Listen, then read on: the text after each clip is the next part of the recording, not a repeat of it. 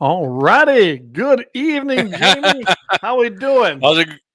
Good. How are you doing, Clayton? Oh, doing great. Been a fun day at cabin. Actually, it's nice. It's like 70 degrees out, so not a big deal. And in celebration, I am wearing my "We the People Keeping the Herd Healthy" because I tell you what, good job to all them guys, Dusty and the whole crew out there. hmm They got it over the finish line. Awesome.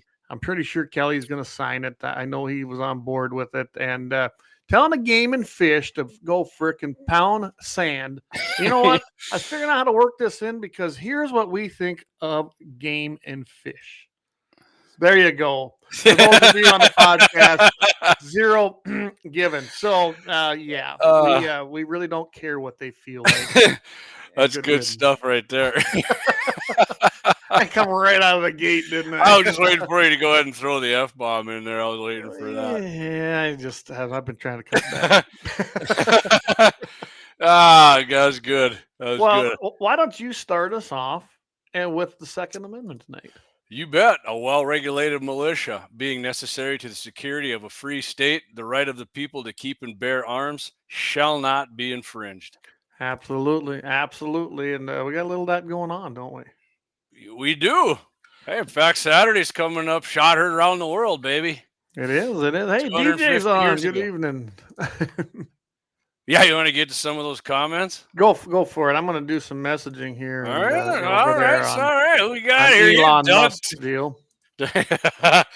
Doug Thompson. Good evening, buddy. Josh Patterson. What's the wording on the bill 1588 or something like that? Cleo will be getting to that. We will. Binary triggers.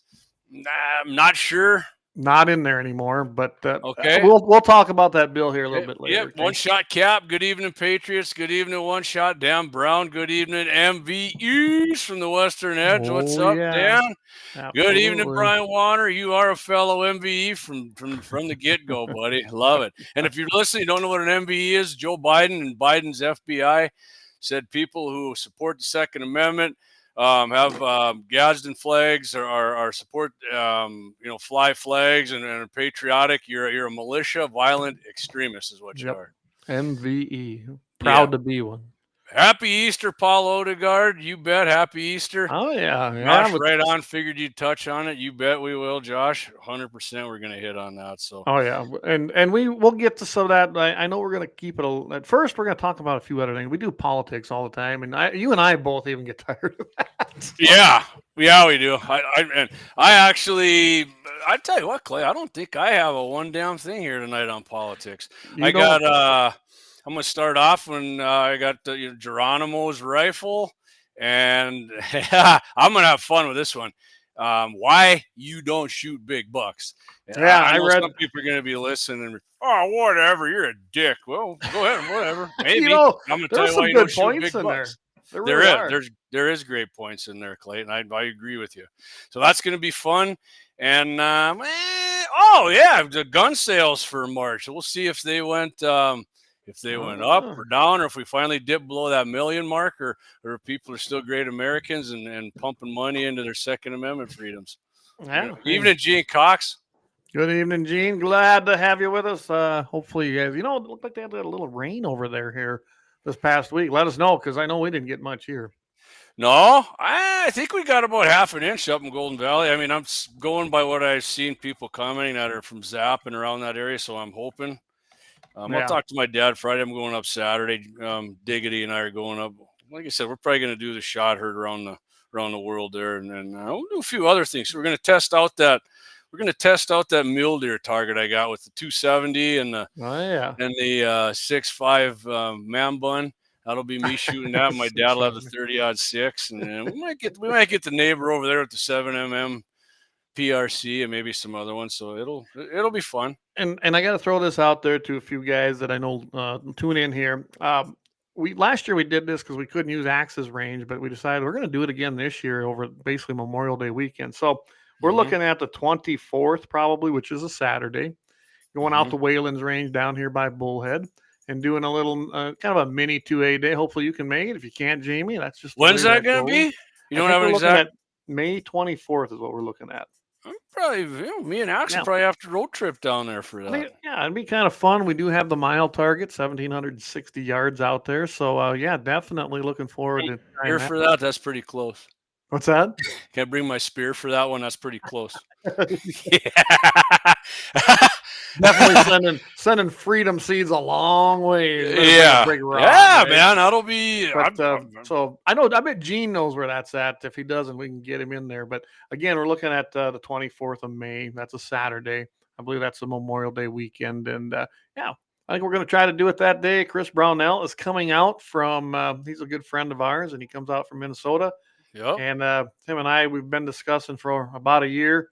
I think we got something figured out possibly on the horizon with him and Guns in the 701, but we wanted to do it right. And, we're looking at sponsorships, but I think we're going to have something a little better, and it'll be a continuing thing. Basically making purchases from American Steel Company or Supply and making that happen. And basically he comes out here once or twice a year. So you get your orders in, get them here, don't have to pay the shipping, and everything's good. So I want a beaver target, man. I think we can make that happen. Yeah. You notice something new in my background this on, Clay? I see there's a little freedom delivery system. It's actually it's a muffled one. It is. Yeah, that's just for poachers and assassins. Yeah. Pew pew pew. Soft. Oh man, we got a good crew. We got a good crew coming in already here, don't we tonight? We do, yeah. Appreciate everybody, man. It's awesome. It was a beautiful day. I wasn't sure, and I think we've stayed at 7:00 pretty much all year, and I'm pretty sure we're not going to change that. We changed that. Remember last year going into summer? Yep, worked out well. Everyone seemed to like it, so I don't know if we'll go back to 6, but hey, we're two ham. Paula says we're two hams. 2 hams. Clay's a shrinking ham. I'm a shrinking ham. Yeah, there's less of me, and that's okay. Yeah, you're looking good, buddy. Keep it up. I'm telling you, it's been I fell off the wagon a little yesterday. I actually had a bowl of ice cream. So, well, you know what, man? If you don't do that now and then, you can't maintain your peace if you don't do that. Kind of the way I looked at it. Yeah, but I kind of worked hard today. So anyway, what do you want to hit first here, buddy? Your choice. You lead us. All right, I'll tell you what. Let's go. And I gotta kind of read this. It's not that long, actually. There's a lot of interesting stuff in here. Like I said, we're gonna go. It's from Firearms of the Frontier Partisans. It's called Geronimo's rifle. I'm pretty sure everybody's pretty familiar with Geronimo, right? I thought he was a chief. He wasn't, I guess. No, he was not a chief. But since we haven't had a kind of a badass in a while. I was gonna say this kind of made up for that. This is kind of right. And we'll go through it. And I mean, like per usual, we'll stop now and then here if we got to hit on some shit and have a little fun with it. So, what's up, Dead Wolf Resistance? Nice to have you. Where are you at? Where are you? No, that's not you. That's 18 wheels in there. 18 guns and a dozen rows. That's right. Lynette says she's here. Dougie's still in class, getting smart on fixing computer-operated vehicles. Yeah. Get those knuckles off the ground, man. Them carburetors and shit, they're just not around much anymore. I am just so sick of computer vehicles. We'll put yeah. All right, so I'm gonna start out here. Beginning of this article, there was a picture with Geronimo. He's in the field with his trap door. It's an 1879 Springfield rifle with modifications. And he did have, which I thought was interesting. The other warriors that are with him are armed with late model Winchesters and Springfield carbines, right? Lever actions, right? Which we just did some of them, didn't we? Right, we did that, and of course we were talking about having that as a state rifle, but some people said you couldn't have those because why, Clay? Because Custer killed natives with that, but apparently they like to use them against us too. So what's the problem? Let's just face it. The Indians loved the 1866 Winchester. Remember the big yellow boy? Yeah. They decorated him up because it was golden like Custer's hair. They loved killing American soldiers. Well, they got his hair, man. It's somewhere. Yeah, I'm sure they got it somewhere. But Clay Geronimo, he stuck with the full-size single shot. Expert marksman Geronimo wielded the robust, accurate weapon with devastating effect in a firefight in a Sonoran Canyon, June 17, 1886. So Geronimo is he's an enigmatic and ambiguous character. Though he's celebrated today as a patriot, the last Apache holdout, and they've gotten parentheses, not quite. So I guess there was somebody else who was other than him. The militant. He gets the credit. Right. He's the most famous. It is the militant Chiriku. If I don't say this right. Chiricahua Apache shaman and war band leader, never a chief, they said, was widely reviled in his own day by his own people. He was violent, ferocious. They say dishonest and a dangerous drunk, which a lot of people are dangerous drunks, right? Yeah, I didn't realize that. I'd never heard that part about Geronimo. No, what? Right, and the guy who wrote this, I'll say his name here later. He's Apache war scholar Edwin Sweeney. He's the guy where they get this from. But it says, but whatever else he may have or may not have been, Geronimo was a badass fighter, tough and resilient, and he was a hell of a rifleman, which we're about to find out. Yes. So in the last desperate days of the final breakout in 1886, Geronimo and his tiny band of warriors, accompanied by women and children, were under pursuit from all directions. Of course, the U.S. troops coming in from the north, and these Sonoran paramilitary bands pursued them into the Sierra Madre hideout. So the Mexicans, right? A lot of people don't know that, but the Mexicans and the Geronimo they were having like brutal like racial wars, man. They hated each other just because they had darker skin.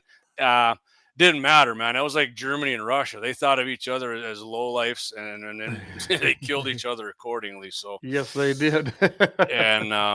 So on June 17, 1886, a Hacendado named Patricio Venezuela led a party of paramilitaries in pursuit of the raiding Geronimo. Well, you say that because Geronimo would raid their camps and take supplies and horses and whatever else, right? And then people, I mean, they took other people and made slaves out of them, and then that's just the way it was. It just wasn't evil white guys. He surprised Geronimo in camp. One of Geronimo's wives emptied a revolver at the attackers, and they cut her down in a hail of bullets. Yeah, so it sounds like she was just as much of a badass as he was. Right? Yeah, just dumped the whole revolver, man. This is mag dump. Did a mag dump on him, right? The attackers rescued a captive Mexican woman that the Apache Geronimo's crew had there. Geronimo escaped on foot, and from here, like I said, ace Apache war scholar Edwin Sweeney. He's gonna take up the rest of the yarn here. Like I said, it might sound long. It's not. It's about as long as that first part I read here. So Venezuela faced a difficult choice. Here's where you're going to find out what a sniper Geronimo was. Geronimo had taken cover in the rocks of a box canyon. So a box canyon, right, Clay? It's one way in and one way out. You can't get out the other end. And he was a badass shot, the way it sounds to me. Yeah, and they said perhaps he might have been slightly wounded. He had crawled into a cave with his 1873, which they say as the beginning. Actually, it was probably an 1879 modified Springfield rifle, single shot. Valenzuela admitted that he could not see him even with a spyglass. He deployed his soldiers along the two ridges encircling the canyon. He had cautioned his men not to expose themselves to plain sight. But, Francisco got a little giddy, didn't he, Clay, here? He did. He got a little giddy and careless, and Geronimo is known for... He almost got a lot like Custer. He got a little bit ahead of himself, a little bit arrogant, and thought a little more of himself than he really was. Yep. Hey, there's one of him. I know he's a good shot, but there's a lot of us. Let's just get this over with and get him, right? That's probably what they thought. Well, they got it over, just not the way he thought. Right. He had, like I said, he had cautioned his men not to expose themselves. But Geronimo, known for his marksmanship, brought one of the guys down here with one shot, rolled him down the cliff. The lone marksman killed two more men and wounded a third as the Mexicans attempted to breach his concealed position. At dusk, Valenzuela called off the flanking movement. The three slain men had bullet holes. Not only did he just hit them, Clay, he sniped these guys right in the freaking melon, man. He hit them right in the head. Yeah, it wasn't just, I winged him. No, he freaking...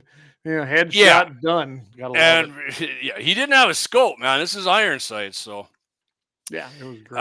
And so the shooting is also testimony, they say, to the quality of the 1873 Springfield. I mean, it looks like a musket, right? A trap door. Is a trap door when they pop down on the back and put the cartridge in, Clay? Is that how that works? Yeah, it's literally a trap door. I mean, I think there's a picture of it actually on here if we can show people. Yeah, right here. So it basically flips up. It's called a trap door. It's pretty much There you go. There you go. Okay. Yeah, that's what I thought. Yeah, and that's why it gets the trap door because it's like a so it was actually because it was a 4570 is what it's chambered in. Hey, that's what I shot a little of that the other Yeah. there. So it says known as the trapdoor for its hinge loading port at the breech, Geronimo preferred the full length to the handier but less powerful and accurate carbine. Right, shorter barrel, you get less velocity, which they say here. The 1873 rifle, single shot, 51.875 inches, 32.625 inch barrel. That's a freaking battleship, man. That's a beast, isn't it? Yeah, long by today's standards for sure. Yeah. But an average length for the rifles of the day, about the same as a Hawken, right? We all know what the Hawken is, like the white guy frontiersman rifle. Long barrel offer two advantages: full use to ballistic capabilities, which is why I like longer barrels. Yes, 16-inch barrel is about as short as I like to go. Some people think that's stupid. They like, I'm not against shorter than that, but for me, I like to hammer the longer barrel, burn all that, most of that powder, all of it, and of course the long sighting plane. Like I said, iron sights. Clay, we all had that at the Iron Sight Steel Challenge, right? You can, the longer your barrel, the easier you can see them sights if your close-up vision's going south. But I mean, when I was younger and you were younger, Clay, it didn't matter how short it was. You could see them things as clear as hell and under picture downrange. It was great, man. I never thought I'd miss it as much as I did. Which they say, of course, right here is valuable in using iron sights. The hinge loading port gave the trapdoor its nickname. A rifleman could get off about 10 shots a minute with this powerful single shot. The cartridge was 4570, a 405 grain bullet pushed by 70 grains of black powder at about a freaking pedestrian, which I'm adding in here, 1,350 feet per second. I could damn near outrun that thing. I was going to say 1,300 some feet. Can you imagine that in today's world? We'd be brutal. That is so slow. It's almost a joke to me, but hey, it worked, man. He's hitting him in the head with it. So back in the day, man. The ballistics. This is their words. The ballistics are crap, which I agree with. Throwing a heavy flat nose bullet in a rainbow trajectory. Yeah, that's a rainbow, not your rainbow in your hair when you're out there bitching that you ain't got any rights, rainbow. But in 1886, it was a good long-range cartridge with tremendous knockdown power. I think Gussie McCrae got that guy there in Lonesome Dove. It kind of reminded me that. Well, that's why people love that. So if you guys aren't familiar with lever actions in the old guns, the old cartridges, you had that peep sight, but you had that one you flipped up over and then you adjust it. Well, that's what that was for. So you could. Yep. I mean, I would say, just to throw this in here, I would say those guys were way better marksmen than we are today. Agreed. Just because of what they were using. Yes, there's a lot of us can shoot.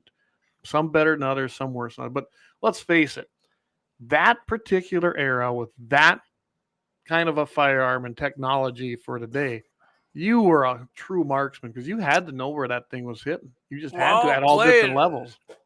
And just like World War II and most of the guys in Vietnam, their lives depended on their shot, man. Well, think about it. You and me, we're out having some fun with it and hunting and whatever, but when your life depends on it. Yeah, and it truly did. And let's face it, that's how NRA got its start. The marksmanship was so poor on the Union side that they said, all right, we have got to do something because the Southern boys were just whooping ass when it come to long range and accuracy. I mean, they're feeding themselves with them guns down there. What's that? The Southern guys are feeding themselves with their guns. They were out there, shooting and hunting, and that's how they fed their families. So they were very familiar. And I mean, the Union was shocked really by the accuracy of the marksmanship of the South when the war started. So yes, they were. I mean, of course, the Union had their guys from Maine and stuff like that, and their sniper units. Those guys run real too. But yeah. It took a while. Yes, it did. So to finish it off here, Clay, back in 1886, Geronimo had access again to the handier Springfield carbine and Winchester rifles with a high rate of fire. Yet he chose to stick with the long single-shot rifle. And given his performance in the Box Canyon and Sonora, he knew what he was doing when he picked it. Yeah. Yes, he did. And I just thought that was a neat little. I didn't know some of that. I thought he was always a chief. I guess I didn't pay attention to it too much. But you think about what he did when so many of the tribes did the coveted lever action, load it once, shoot it all week. And I mean, they love those Winchester lever actions. But yet here you got a guy that's probably one of the biggest renegades out there, right? Yeah. He went up and in all honesty, if I lived back then, I don't know if I could have been on the side of the troops. People coming into an area, I think I'd have been fighting with the people that were. Well, yeah, he was fighting them on both sides. He was fighting the white man and the Mexicans. They pinched him in there, and they fought like hell until. And someone in his own tribe didn't even care for him because they thought he was kind of a degenerate by today's standards. I mean, schools don't teach it, but believe me, even after the white man is here, Indian tribes were still freaking at war with deadly war when they'd see another. I mean, it was on. And it was ruthless. Ruthless. Right. Gene Cox says Ferdinando's men didn't outrun it. That's right. They didn't outrun that slowly, did they? When we jump out of an airplane, we holler Geronimo. If Geronimo would jump from a plane, what would he say? Me? That's pretty good. Yeah, that was a good story, man. I've been saving that one for a while and just thought, I'm gonna. I thought that was a good one too. It's something a little different than, like I said, when we opened that. Yeah, you're used to us doing politics, and don't get me wrong, I love my. We ain't going away from that. I can promise you that. But tonight was little. We're gonna touch on a couple bills just because, but we're gonna save that towards the second part. I'll tell you what, Clay, 8:22. Why don't we do a first break and come back and you hit on something, and then after that I'll hit on this other one I got, and then we can get into maybe you want to come back with one of these bills. We'll whatever you want to do. Sounds good. Decide over the break here. All right, here we go. Let's go pay some bills and thank some of our great sponsors.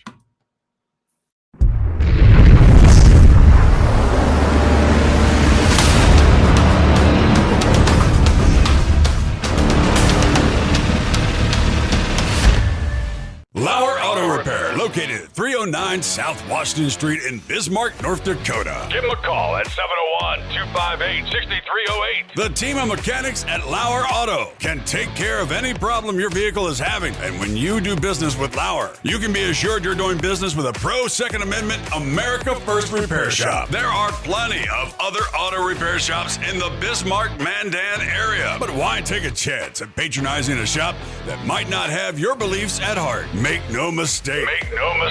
LAUER Auto is your pro Second Amendment repair shop. When you talk to the guys at LAUER Auto, don't forget to tell them that you heard they are a sponsor of Guns and the 701 and that you appreciate their support of our pro Second Amendment, pro North Dakota live stream and podcast. That's LAUER Auto Repair, 701-258-6308.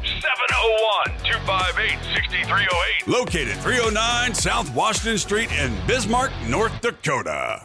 Experience the exhilaration of power in your hands at Bloodline Kinetics. Why Cerakote? Simply, it aids in firearm preservation while also giving your piece a unique look. Barrel threading, NFA laser engraving, bolt handle threading, mount, level, and bore, sight scope chamber rebarreling, and much more. Bloodline Kinetics is meant to reflect a long American lineage in gun ownership, who stand for the Second Amendment rights, Bloodline, and the science behind gun accuracy, Kinetics. To some, it's just a constitutional right that can go away. To us, it's in our American bloodline, and we believe it should stay that way.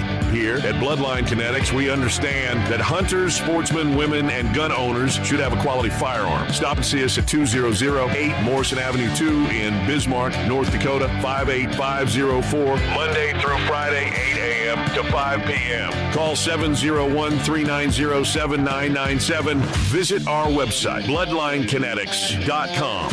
Ever tried catching a fish with your bare hands or hunting a deer with a stick? Don't be that guy. At Mandan Sporting Goods, we've got all the hunting and camping gear you need. We're your one-stop shop for outdoor adventure. A well-regulated militia being necessary to the security of a free state, the right of the people to keep and bear arms shall not be infringed. Check us out at mandansportinggoods.com, or better yet, stop in to 210 East Main Street, Mandan, North Dakota. Mandan Sporting Goods, where the outdoors meets functionality. Store hours, Monday through Saturday, 9 a.m. to 6 p.m. Closed Sunday. Take up arms at Mandan Sporting. All right, I hit the wrong one, but hey, that's okay. Mandan Sporting Goods, they got a little free plug there tonight, so. Mandan Sporting Goods. Yeah. Well, they're a sponsor, but they're not usually part of that. Oh, you're doing. Yeah, just hit the one above the other, and it happens. By the way, speaking of Mandan Sporting Goods, I believe it's coming up next month, but I don't remember which Thursday it is. But he'll be doing again in May. or I believe is. Is it? I think right. I gotta look that up again. Oh boy, we had the But while you're doing that, I got to put Yeah. this up here. So when we were talking about that last week, Yeah, there's there my you go. son with Governor Kelly Armstrong of North Dakota. They made a trip up there for their government class, and Landon got to meet him. He got to sit on the floor with the legislature, and it was kind of funny because we told him you better take some nice clothes with you. They won't let you on the floor wearing jeans, and they didn't. So only him and one other kid got to sit down there with any of the legislators. So yeah, you had a great day. Clay, we actually missed it because it was second Monday of every month starting April 14th. So the next one's May 12th. That's what I said. The next one's coming up in May. Okay, my bad. May 12th, June 9, July 14th, and if August 11th. Things go right, we'll see if it's tested. The clutch, he was working on that, I think today. Anyway, I'm telling you, if we get it all put back together, I'm going to drive that 62 up there. We'll have some fun, buddy. Let's do it. Yeah. I got to make sure that it does not break down on me a 100-mile trip. It does. You can stay at my house. There you go. So the next one is May 12th. It's called Cruise Night, powered by Mandan Sporting Goods. May 12th. Starting point for the event with Mandan Sporting Goods parking lot. Obviously, their new location. They're just 2 blocks northeast of Runnings and Mandan at 5:30, with a route to be predetermined before each event. Meeting back at the Mandan Sporting Goods parking lot at 7 for food and beverages. And after each event, there will be a 50-50. I can't say the word for a gun in which 50% of the profits will go to charity. So what's he calling that again?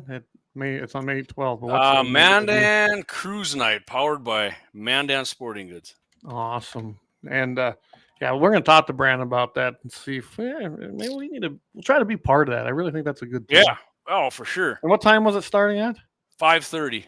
5:30 Central Time. Yep. So there you go. And I think when they do their route, I thought Brandon told me they were going to stop at a few, bars, and then kind of support Mandan's local, they're on the local businesses, and then head back and do the thing in the lot when he's going to fire up his grill. So awesome. I just think it's great. And to me, that's if we can make it happen, Jamie. Regardless whether I get the pickup done or not, we can still go. Oh, we can go over there no matter what. We should set up and do a little bit of a live broadcast. Yeah. I think it'd be fun. Yeah. And if we do a live there, the chances are high there might be a gun. So we're probably only going to be able to do it on X and Rumble. We'll just figure on that. It'd be probably X and Rumble on the website and call it that. So Lynette says maybe the sluts should have yelled Geronimo when they went up in Bezos' rocket. I see that too. I love it. Yeah. Gene says Geronimo's final resting place is Fort Still, Oklahoma. After he surrendered and was in prison, he never got back home. Yeah. Yep. That was it, man. Didn't they say they were going to take him to Florida or something, and then I think they lied to him and said they're going to do that, and then he surrendered. But but that didn't happen. It didn't happen. Guess what? I bet he gave up his guns before he got on that train.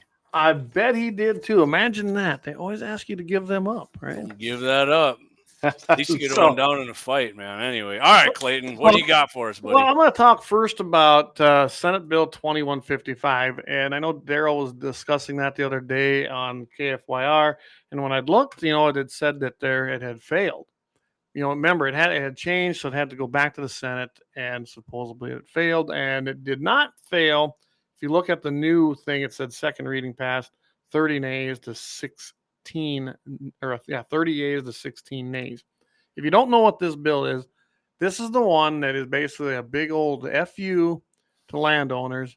They're going to take antelope tags, and it's going to be 50% of the total, and that was kind of one of the changes.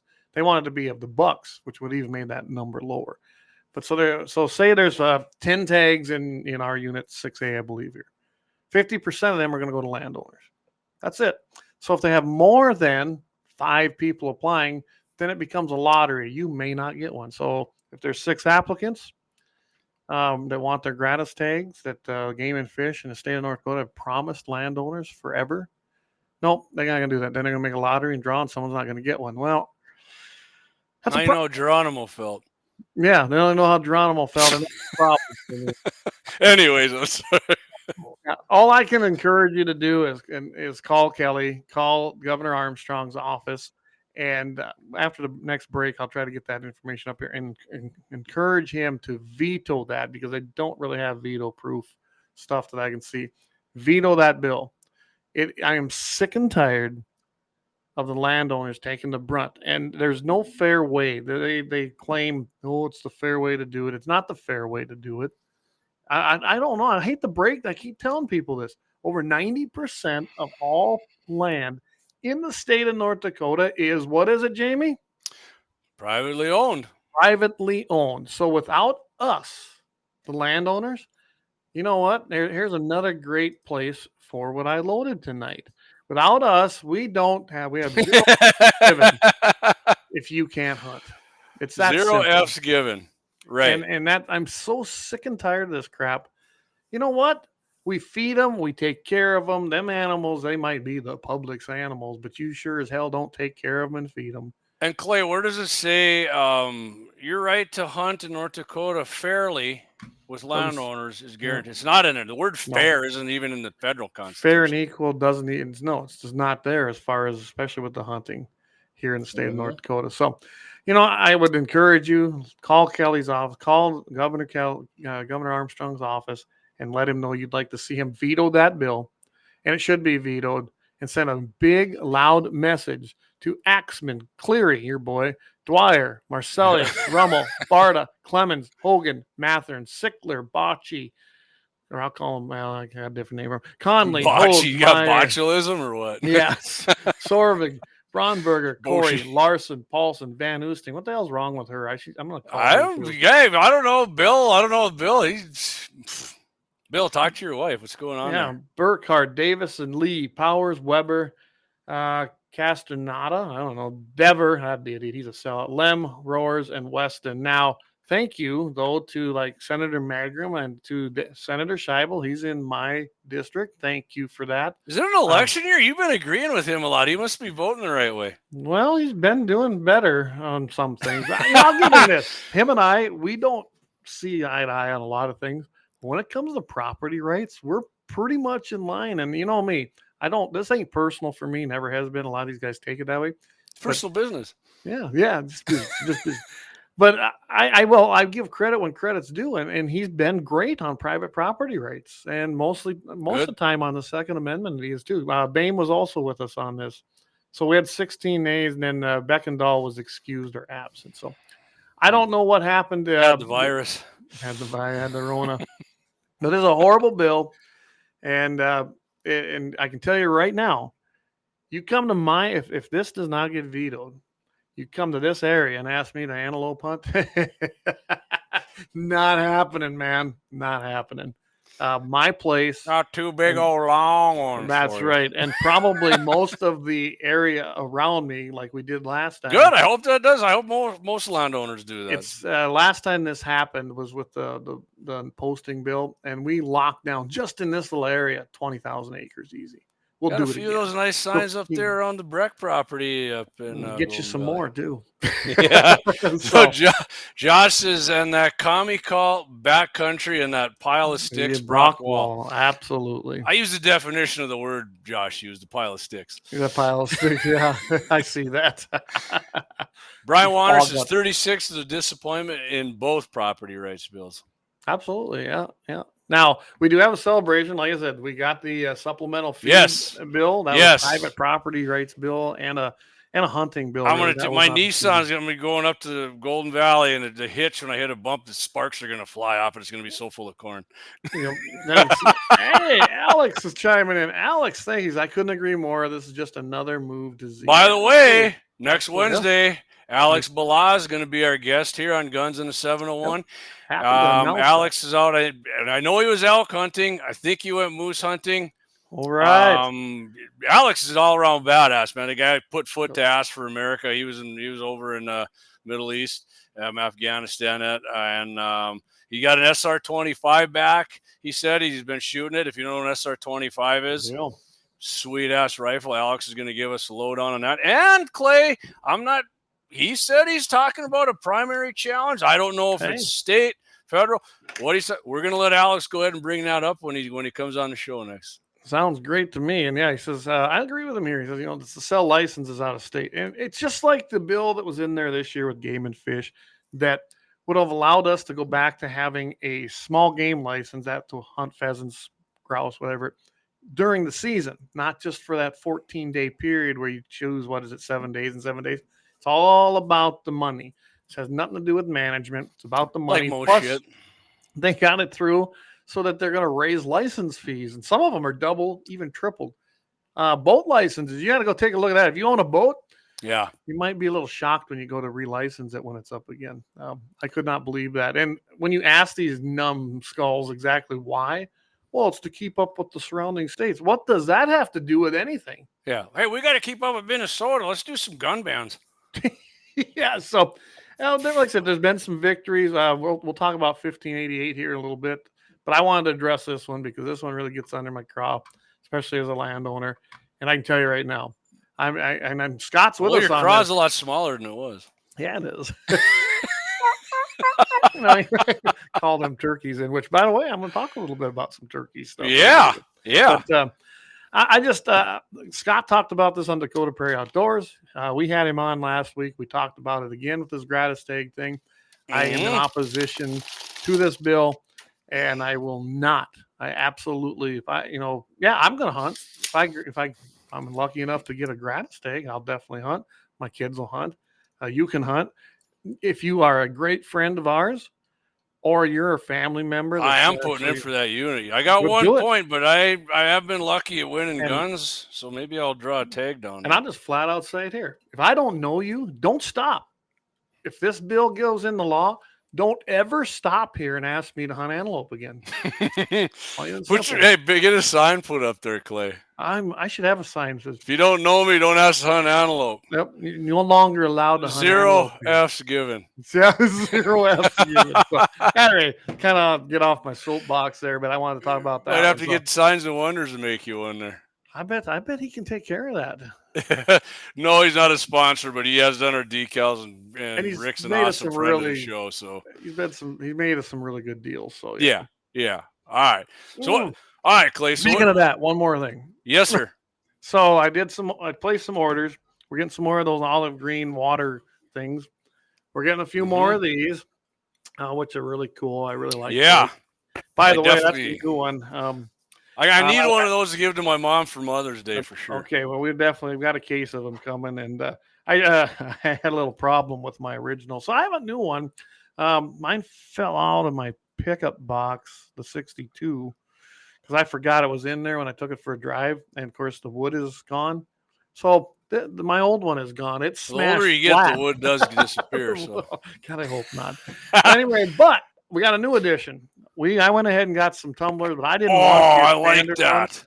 That's the perfect size right there. We're going to have some of them now. They gave me a smoking deal on them, and we're going to have a case of those as well. So, yeah. Oh, my God. I love that one. To me, I was sitting there, Jamie. I could have got them in white, but white just gets dirty really, really, well, really they're bad. Black, man. You got them color appropriate for this time. That's right. This is yeah. So, I love this idea. They look. Leon would agree. So, yeah, Leon, get one for that. So Dan, he says license fees hadn't done it in 12 years. So what? That Dan, I love you to death. I do, but one don't have anything to do, and you don't raise a fee because the thing is they don't need it. That's the deal. The Game and Fish runs in the black. Go grab their budget. Not only that, they're getting an increase in their budget. If you go check that out. From the Game and Fish website, you can see where their budget that increase. These guys are not hurting for money, and that doesn't even include the federal money they're raking in from bills like the Open Fields Doctrine and several other ones. But the idea that government can raise stuff up just because it hadn't been done, good, must mean you're doing it right because you're not in the red and you don't need to do it. You don't do it just because. That pisses me off so much. I hear you. Not justification, and I'm telling you right now. I always said it could be done. We're seeing it done with Elon Musk. He's finding billions and trillions of dollars of waste. A lot of just because crap. By the way, he's Dan. Clay, if somebody can find me one person who isn't getting their fucking Social Security check or their Medicare is getting fucking, you're a legal citizen of the United States, I'll buy you a freaking beer. That's bullshit. Legal. Democrats. The modern day Democrat's a piece of shit. What about your relatives, JD? That includes my relatives. If they're not smart enough to see this through this shit, then you're a piece of shit too. So go on, Clayton. I love it. I'm with you. I'm so sick of this. It's enough. We're $37+ trillion in debt, this country. Quit wasting my money. Quit taking and robbing my money for me just so you can redistribute it somewhere. And we don't have it. Speaking of that, using our money, taxpayer money, to fly down to El Salvador to try and get a guy who the immigration court and a district court said the guy was part of MS-13, and they're still trying. Van Hollen and all these other dipshit Democrats going in there trying to prove this guy's like some great citizen. He's an MS-13 gang member. These fuckers cut people illegal, up alive. by the way, illegal alien. They just kidnapped a gal in Colorado, in New Mexico, I think, or California. Took her out with a drilled holes in her hand until she got the fucking account number and it took all her money and shot her, bent her over, left her for dead. Let's keep these guys here because they might vote Democrat. Democrats are pieces of shit.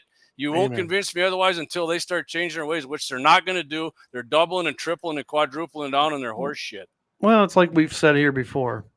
If you are an illegal alien, you are afforded, you know what? Zero rights you have no rights under the United States Constitution. You don't have the right to a fair jury, a fair and equal trial. 500,000 need to see a judge first. Yeah. And I love But of course they didn't need to see a judge, and Biden let them all in though, right? No, that was just fine. What I loved the most about it was I was watching when they had the press conference there with the El Salvador president, and Marco Rubio got up and he goes, wait a second. He goes, let's just talk about this for a minute. He goes, that's an illegal alien to begin with over there.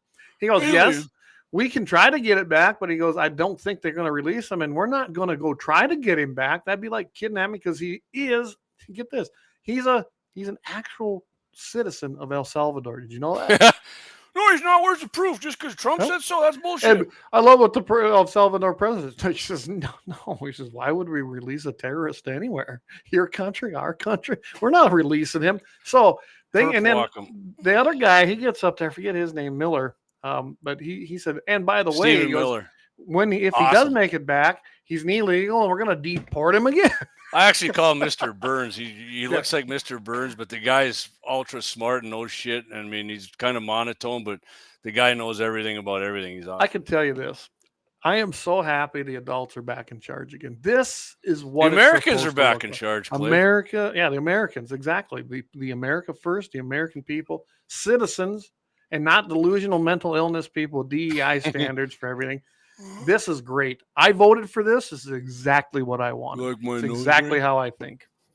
And you know what? I support the tariffs 100% as an egg producer because in the long run, it will be a good thing. Clay, the ships in China are parked. They're docked, man. Yes, they are.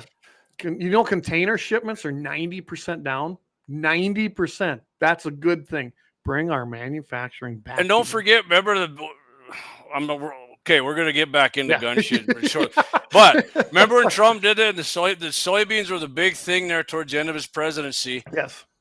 And when Trump got out, Biden never took the tariffs off of them soybeans, and China ended up buying them anyways, and soybeans went way the hell up. You know why? Because China's freaking on freaking Biden's D. That's why, and Biden never changed it. Just like the tax cuts, the Democrats don't want to renew Biden left the tax cuts in because he knows they're good, and now they're going to be against them because they don't want you keeping your tip money. They want you keep getting taxed on your Social Security. Oh, but we're not getting Social Security checks. What do you worry about taxes on them for?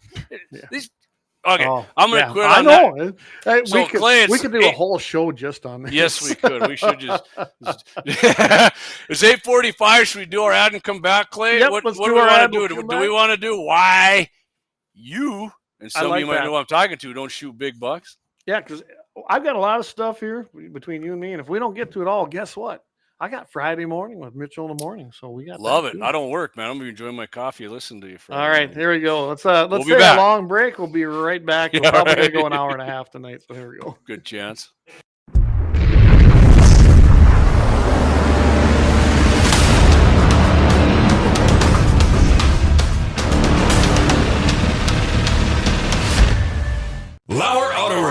located at 309 South Washington Street in Bismarck, North Dakota. Give them a call at 701-258-6308. The team of mechanics at Lauer Auto can take care of any problem your vehicle is having. And when you do business with Lauer, you can be assured you're doing business with a pro Second Amendment America First repair shop. There are plenty of other auto repair shops in the Bismarck-Mandan area. But why take a chance at patronizing a shop that might not have your beliefs at heart? Make no mistake. Lauer Auto is your pro Second Amendment repair shop. When you talk to the guys at Lauer Auto, don't forget to tell them that you heard they are a sponsor of Guns and the 701 and that you appreciate their support of our pro Second Amendment, pro North Dakota live stream and podcast. That's Lauer Auto Repair, 701-258-6308. 701-258-6308. Located 309 South Washington Street in Bismarck, North Dakota. Experience the exhilaration of power in your hands at Bloodline Kinetics. Why Cerakote? Simply, it aids in firearm preservation while also giving your piece a unique look. Barrel threading, NFA laser engraving, bolt handle threading, mount, level, and bore, sight scope chamber rebarreling, and much more. Bloodline Kinetics is meant to reflect a long American lineage in gun ownership, who stand for the Second Amendment rights, Bloodline, and the science behind gun accuracy, Kinetics. To some, it's just a constitutional right that can go away. To us, it's in our American bloodline, and we believe it should stay that way. Here at Bloodline Kinetics, we understand that hunters, sportsmen, women, and gun owners should have a quality firearm. Stop and see us at 2008 Morrison Avenue 2 in Bismarck, North Dakota, 58504, Monday through Friday, 8 a.m. to 5 p.m. Call 701-390-7997. Visit our website, bloodlinekinetics.com. Ever tried catching a fish with your bare hands or hunting a deer with a stick? Don't be that guy. At Mandan Sporting Goods, we've got all the hunting and camping gear you need. We're your one-stop shop for outdoor adventure. A well-regulated militia being necessary to the security of a free state, the right of the people to keep and bear arms shall not be infringed. Check us out at mandansportinggoods.com, or better yet, stop in to 210 East Main Street, Mandan, North Dakota. Mandan Sporting Goods, where the outdoors meets functionality. Store hours, Monday through Saturday, 9 a.m. to 6 p.m. Closed Sunday. Take up arms at Mandan Sporting Goods. Your adventure starts here. Looking for the best gun gear for every and any situation? Little Angry Man Arms LLC has you covered. Top-notch guns from top-name brands like Winchester, Glock, Sig Sauer, and Ruger to essential extras from Magpul, Streamlight, Hollow, Sun Optics, and more. Little Angry Man Arms LLC have everything to make your shooting adventures a success. Visit littleangrymanarms.com today and gear up for your next big hunt, competition, or home defense. Don't miss out on our exclusive deals. Little Angry Man Arms LLC, based in Trail City, South Dakota, your ultimate hunting partner. At Horton Laser Craft, we believe in the power of personalization. Whether it's a cherished memory, a special occasion, or a unique gift, our custom laser engraving brings your vision to life. Our expert craftsmen and state-of-the-art technology ensure every piece is a work of art. From personalized decor to one-of-a-kind keepsakes, Horton Lasercraft makes every moment unforgettable. Horton Lasercraft is owned and operated by a local veteran and his wife located near Thunderhawk, South Dakota. They provide custom laser products at a reasonable price, and their turnaround time is fast and efficient. Custom board cutting, glassware, decanter sets, mugs, assorted stainless steel jewelry, assorted tags, decor, custom acrylic nightlights, and much, much more. Call them up at 605-545-7535. Horton Lasercraft, where memories are engraved.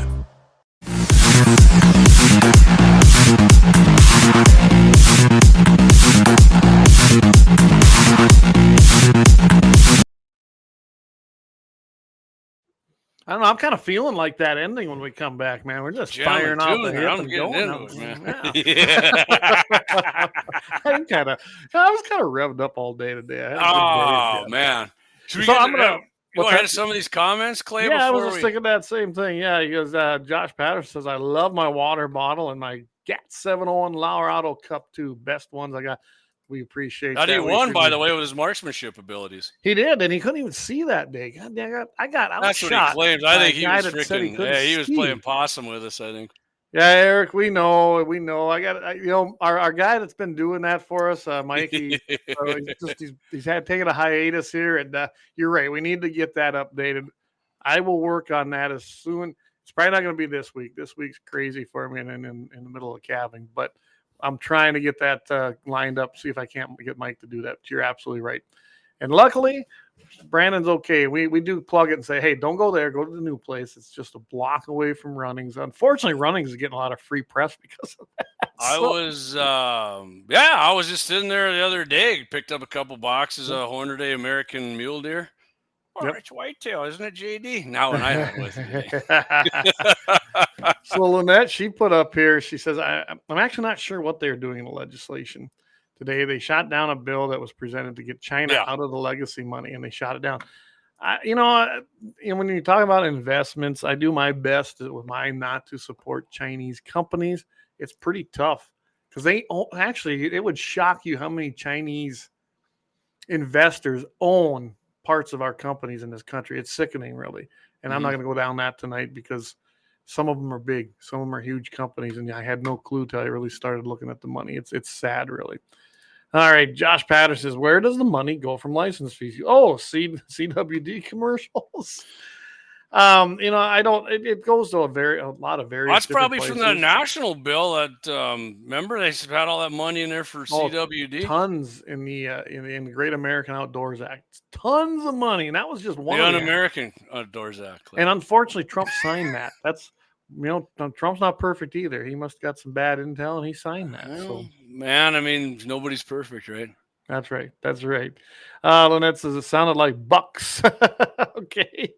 Josh, he had to. My vision actually cleared up that morning. Had to quit the energy drinks and the extra sugar. Changed my diet now, and I'm down 10 pounds. Good job since then. Blood sugars was through the roof. I'm telling you, diet makes a lot of difference. Everyone asks what I did. I go, you know what I did, Jamie? Started eating right. Just smaller portions, eating right, cut out refined sugars, no pop, no. I'm telling you, I still eat meat. Don't get me wrong. That's just stupid not to eat meat. But rather than eating the steak this big, I eat the little one that's about 6-8 ounces. So I got a text here. Dan says, you have been ignoring Dead Wolf Resistance comments, but it is somewhat disconcerting that you don't address the fact that he is celebrating the killing of law enforcement officers. I guess I did miss that, Dan, which I wasn't ignoring it. I'm not sure which one he's talking about. I am definitely not in favor of celebrating killing our law enforcement officers. Neither am I, and I guess I wasn't paying attention either. Go back here, Clayton. Which one do you think that? Cremation ovens, no more depending. Cream of them all. Claude Dallas. I saw that, but I didn't know who Claude Dallas is. Remember Claude Dallas? Reload and repeat. Do what Claude did. I don't know. I don't know who Claude. That's got to be it. I don't know Claude Dallas, but. And we do not advocate for killing police officers. That's for sure. No. 100% not. Even when you go back to the deal in Minnesota, I don't think those guys killed that man. I really don't. I think they were, basically trying to. Claude Dallas killed game wardens. Oh. All right, news to me. I'll have to look that up and see what the circumstances were. Because I can tell you right now, Dan, I see a game warden on this land trying to infringe things that are wrong. Not going to be a good day. Not going to be a good day. I am done being trampled on. I can tell you that. But I'm just saying. Travis Lindbergh, Claude shot 2 game and fish officers and they tried to vote home for poaching. Travis, hey, buddy, that's Chavez. The guy I always calls Chavez. Okay, what did Jake here? I've got to get his too. I got to see. We are going to, where's he at here? Jake Archambault here, Bloodline Kinetics. We're going to see who is actually making American and not just rebranding the same product. Exactly. Absolutely. Jake. Hey, it's going to be rough for a little bit. And Trump said that. He said, I can do it quick and it's not going to be as good, or we're going to take it. It's like I said, it's going to be a short-term pain for a long-term gain. It's just the way it's going to be. It worked once before. I mean, this ain't the first time we've had tariffs in this country, but I'm not going to go down that route. China and Smithfield, that guy died from excessive amounts of meth. Claude did. Okay. I will be honest. I have no clue what they're talking about, but I will go check it out because I am curious now. Yeah, tried the site. So Travis said they tried. He tried to cite him for poaching. When they tried to cite him for poaching. Yeah, we'll have to check it out. I really don't know what that's about. So. I mean, and I've said it before. If there wasn't game wardens, I personally know guys who would kill every fucking deer, and there would. Yep. I'm not against freaking game wardens, man. I certainly ain't for shooting the fuckers. I don't like. I'm not a fan at all of the game warden in our unit. The guy, nor here. He's proven himself to be an arrogant ass. Until he proves otherwise, I'll have a low opinion of him. I definitely don't, I don't want any violence put on the guy for sure, but and advocate for it, and don't advocate for that. It's a fine line. I mean, if they come in there guns a-blazing, literally, if they're pulling guns on you, I want to know why. Okay. Now, I don't know anything about this Claude Dallas thing. I will go check it out because I'm interested. I can tell you right now, I don't lean one way or the other. But I do know that on both sides, people do. Some people hate cops so bad, kill them all. That's what they think. That's wrong. Some people love cops so much that they can do no wrong. I'm not that guy. I will look at each case. I am not a thin blue line guy. Proud to say it. Now, I do not support every single police officer, game warden, or law enforcement officer, but I also love a lot of them. Okay? Yeah, they're not all good, and I've met a lot of bad ones that can freaking pound sand every day as far as I'm concerned. I can tell you I've met a lot of great ones that I'd sit down and hunt with. So it goes both ways. Most sheriffs, city police officers, game wardens, most of them guys I've met, I mean, honestly, I got along with them good. We had the shitheads marching on Main Street here in Bismarck, March for Your Lives, and BLM and whatever Antifa freaks were here. Hey, the police officers came in. There was about 4 or 5 of them came into the lot where we were in my buddy's business because we were making sure the windows weren't getting broken or his business vandalized. Right. Every one of them guys came up and talked to me about what. Matter of fact, you see the can on that gun right there. I had that on my gun, and they're like, "What kind of can you got?" And they were interested about my M&P 9. They said the trigger looked different. They were actually gun guys. I said, "Yeah, I put an aftermarket trigger in." Cool guys. Straight up told me these guys come in here and throw rocks at you. I mean, you deadly force them. I'm like, all right. Yeah. I mean, I planned on it, but if somebody chucks a rock at my head and they're like, you're 100% you're right. So, and I've met a few of them that were dinks, but most of these guys were good dudes. So, and of course, I'm a very strict constitutionalist. And it really does get under my skin when I see sheriffs that bow down to federal authority rather than doing their job and taking care of the people in their county. And we see that far too often. And not all of them are that way. Don't get me wrong. Not all of them are that way. That's very true. But we do have a lot of them who are. And you start getting out of the Dakotas or out even the Midwest here, things start going south in a big hurry when it comes to that kind of stuff. So, all right, I'm going to read 2 more comments, Clay. Yep. Now we're going to get into why you suck at killing big dick. Yeah, let's get back to having fun. Doug says the country needs a factory reset back to our founding beliefs that started America. Yeah, I mean, they pertain to today. I mean, easily. I can easily make the case that they pertain to almost everything, pretty much everything today. Dead Wolf 13 says, well, I suppose you could also talk about the Bundy standoff. That's a good study as well. Yes, and Lavoy Finicum. Gene Cox, probably early 80s. He shot them and then shot them when they were down. Dallas even one of his bodies. It was a bad deal. Okay. Dan Brown says DWR. Bunt had nothing to do with Dallas. Bundy. I think it means Bundy. It had nothing to do Bundy. with Okay. Yep. All right. I got you. It's I'm like one small comment on all that. Go for it. The Bundy standoff. Different. I think that's a completely different thing. We're talking about feds coming in. I think that was a completely different thing. Now you go out to Oregon and where they assassinated, as far as Obama, in my opinion, Obama told them to take him out. Well, I'll put it this way: the Bundy thing down in their home state, that was a different deal than what happened up in Oregon. Yeah. Okay. Completely 2 different things, and I know Marty had called me, and I happened to be in Wyoming when that was happening, and I could not make it, or I'd have went with him. But what they did to Finnecum, that was an assassination. Yeah, that's what I said. It played out live, and it was plain and I think simple. Obama told him, get him, take him down. I've had enough of this shit, is what he said. Yeah, by shit, I mean going against what he did and against Finnecum's private property rights. And if they tried that shit out here, good luck. Because I don't think it'd go like it did in Oregon. I mean, he probably thought the same thing. They're not. They got him in a bad spot. All right, hold on. But there's a different mindset depending on the area it happened. If it's eastern North Dakota versus western, you're going to see completely two different outcomes. Yeah, I agree. It's because I guarantee you, I'm going to lead the charge if I see it happening. So, all right. So, got an article here, Field and Stream. Yes. Yeah, it was entitled "Why You Don't." Or let's get back to pissing off some other people, maybe. Why? Yeah, we're gonna piss off. Yeah, we're gonna piss off some meatheads here. Why you don't kill big deer, or like I said, why you suck at killing big deer.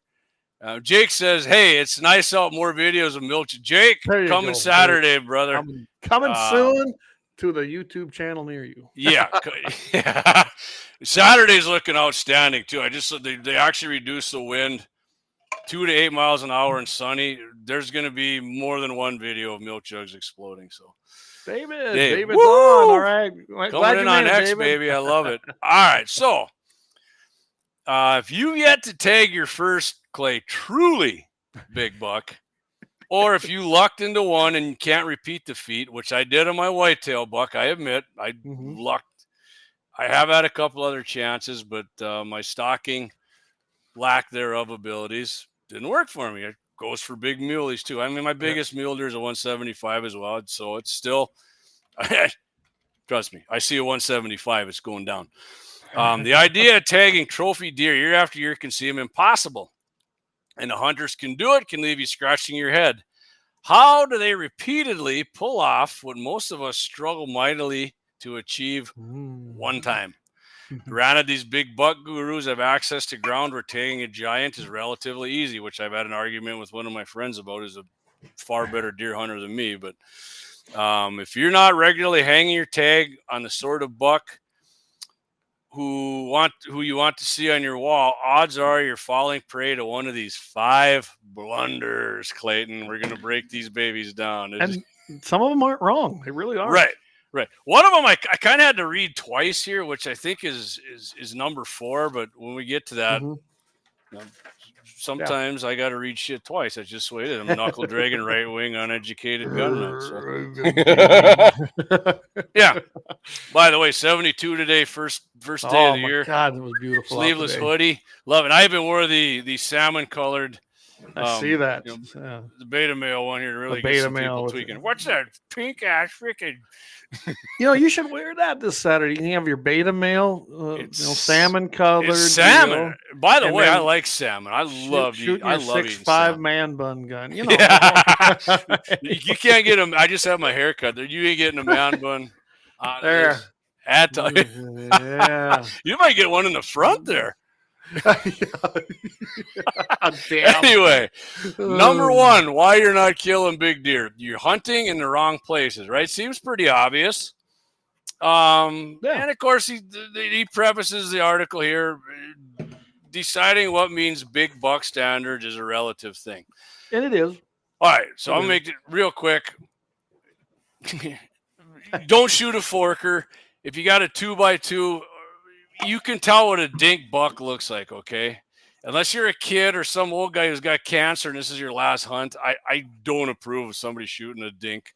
Even a young buck makes me cringe, like a nice young 4x4 or 5. I'm like, oh, God, really? Anyway, so like you said before, unless you hold the key to a huge managed acreage where you can grow one, and my dad's neighbor's argued with me, says we have enough acreage. No, I don't. I mean, we can get big ones. Don't get me wrong. Nope. The only way to have any kind of chance at a deer like this is to hunt where they live. Well, that's obvious, JD. Yeah, that's true. But if where you hunt is never, consistently produced Boone and Crockett bucks, or produces like one every 10 freaking years, right? Then you're fooling yourself. You think one's going to show up. You might get lucky as hell and one gets run in from 30 miles off. I mean, if you want to wait for that, good freaking luck, right? I mean, that big mule deer I got on my wall, I didn't earn him. That's true. He wasn't on this place. He got run onto my place, and I got him. I have no clue where he come from to this day. But my big whitetail's like that, Clay. As a guy in Dodge, Kelly Almendinger said, he said, yeah, I got that thing in my game camera north of Dodge, which is 7 miles. Yeah. I mean, for a deer, happen, 7 miles is like a jog. Now the whitetail? Yeah. That's different. Yeah. I earned that one. You're whitetail. So what that means, Clay, is you're going to have to travel, right? If you're really hungry to get that big monster. Yep. And if you want to get your hands on a Boone and Crockett or Pope and Young, I mean, that's true right there, man. That's why I said, if there's a 170 on our property, I will shoot it without hesitation because yes, is there bigger ones? Yes. The biggest one that I know of that was shot on our land that was never recovered by us was a 190 plus, but the biggest one I know of that we scored was my buddy Diggity's, which is a 180, I think 181 and something. So, but other than that, of a 170 rolls in, I mean, that's, man, even when I see 165, it's hard for me to go and pass on it, but I do. All right. So number 2, you don't have enough time. Well, yeah, there's another one. That's real obvious, right, Clayton? Big deer, and this is why I don't shoot usually, right? Like Pope and Young, Boone and Crockett. I usually don't. I take a lot of freaking time off from work. Like Scott's always telling me to come to Baker. I don't go there because my time off, man. I'm hunting. I want to get a big buck. I want my friends to get a big buck. I want my uncles. I want my cousins. And this year. Diggity and my nephew, they're going to have their once in a lifetime guaranteed buck tags. I'm going to call, if it's a dink, I'm calling them off. I'm not letting them shoot a dink. You're going to have to shoot a decent freaking buck, man. It's not, take the time. So I take the time so I can help everybody do their thing and mine at the same time. Deer hunting season is my freaking Super Bowl. Yes. I know it is too. Yeah. So like he says here, big deer demand a lot of things from hunters, and probably chief among them is time. There aren't many mature deer on most properties, right? So I always say this to people: if they're not, the best way to get them is to be there when they freaking cross this shit or they show up, right? And that means taking time off from work or right. You can go walk all the shit you want. You're going to scare the big bucks off. That's not going to work. You might get lucky, like you said, and get one walking, Clay, right? But around in open country, Western North Dakota, no way.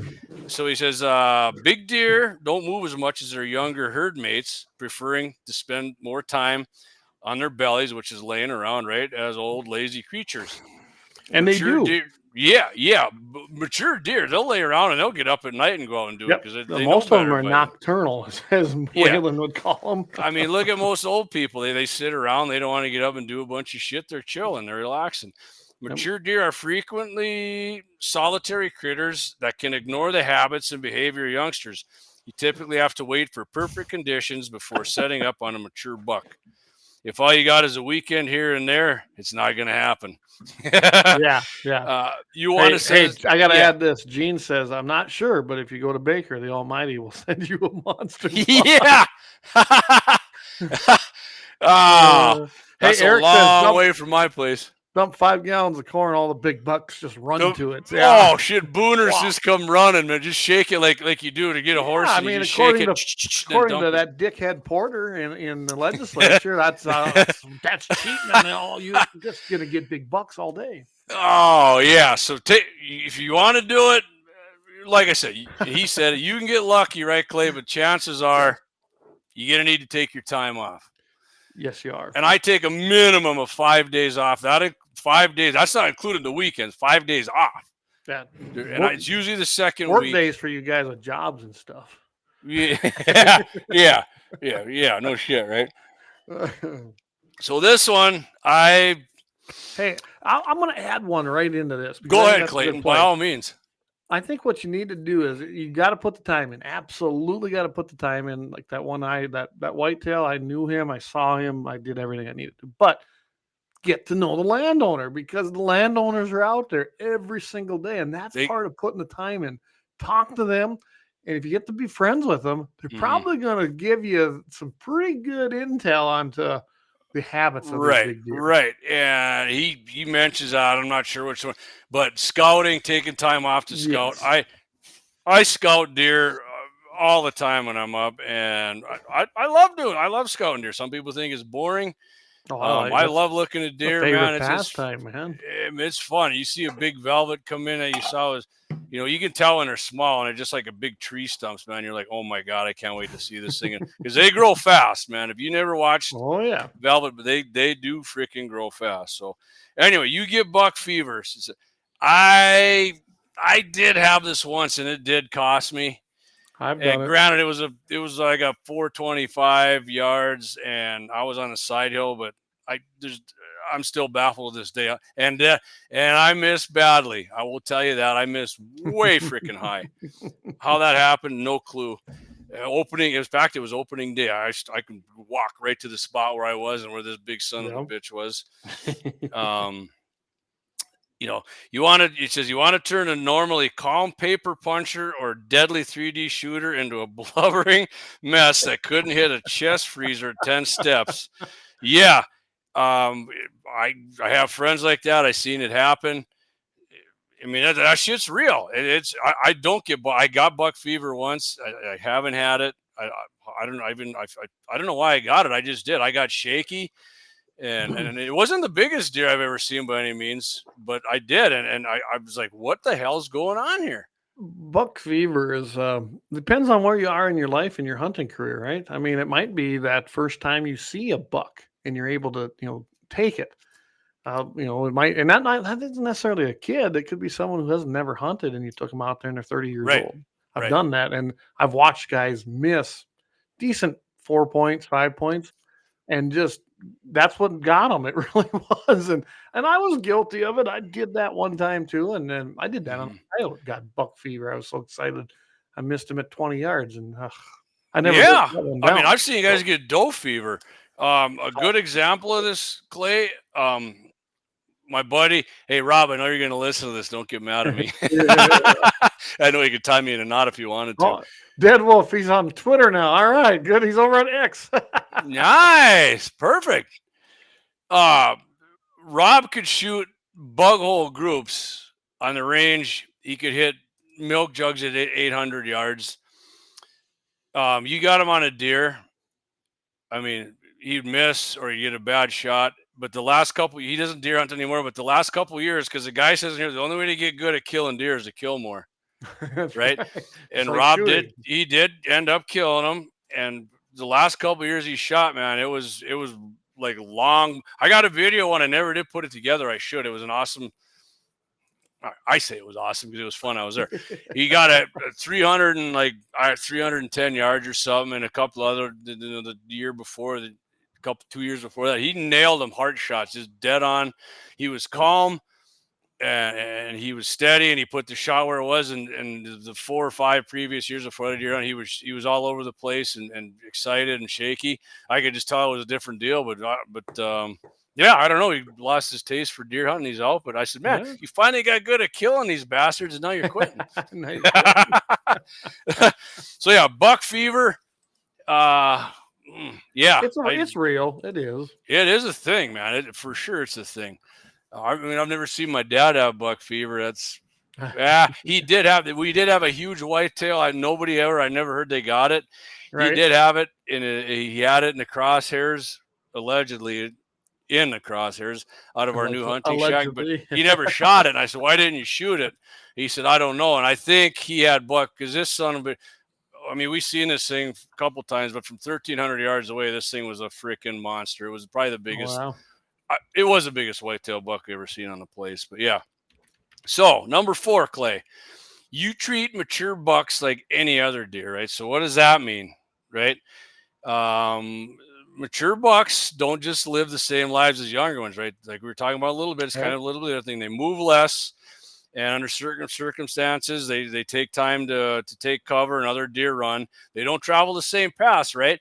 Right. You don't think deer go here, but that might be where the big one goes because nobody's over there at all times, A right? lot of Clayton? times they do. I mean, I've watched deer come up, especially if you're hunting in some pretty, say, breaky area. I'm telling you, you might know where the herd is, but that big buck, you might look way off across that little canyon, like down at Tomax where I was at, and watch that son of a bitch climbing up on. He was actually had his head down.